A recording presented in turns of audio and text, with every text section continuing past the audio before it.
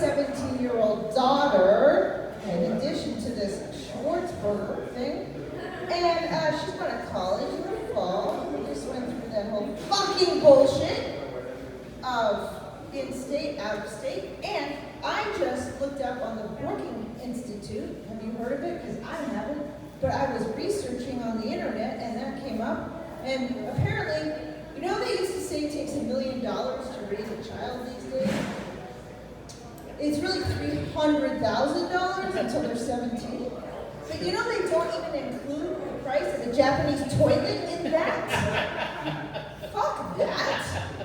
So yeah, my daughter gets into this like fancy schmancy place, the Wisconsin Madison, and it's $240,000 for an undergrad degree of macaroni making.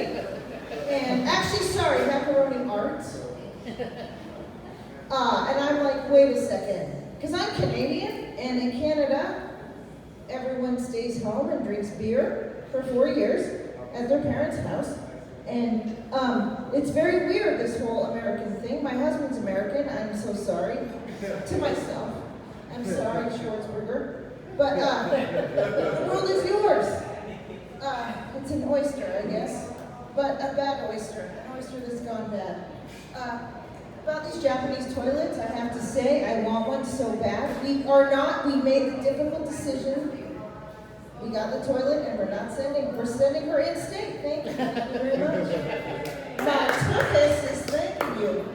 But it did save our marriage because we did go to a 20-year anniversary. We went on a weekend to a bed and breakfast, which I don't usually like. But this one had a Japanese toilet, and instead of fighting, we fought over the toilet. So I know I've talked a lot about this, but I'm turning 50, and that's literally all you talk about. I feel like I'm losing you. Who's talking down? It must be those young people who think the world is ahead of them, and they have all these opportunities. Yes. The longer you live, the more you want to lose weight. That's literally the secret to life. I don't know how much time I have left because I have to wear these. Just kick me in the head. And I gotta not say anything inappropriate because Schwartzberger's here. So, I'm doing my clean set. Yeah, Kleenex, toilet paper. Those are pretty safe topics. I don't want to get old in Portland because you gotta wear cloth diapers. Palm Springs, fucking, they got every different diaper you could ever want.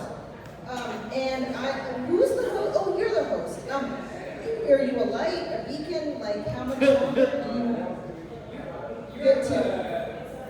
I was about to tell you have a minute. I have a minute. I have a lot to say. I really do.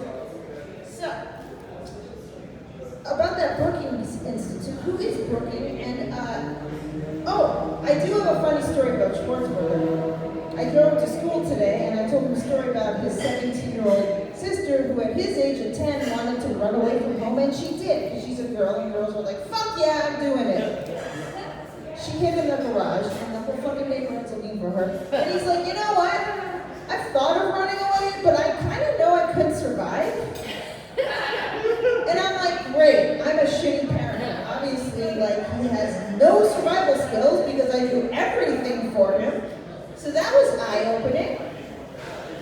Thanks, Schwartzberger. Make your own snacks after school. Yeah, parenting. Woo! I'm trying not to say anything bad. Are swears bad anymore? There's worse thing than swears, you know? Swears, I feel, are the only things you're allowed to say anymore. Yeah, you're not allowed to say geezer.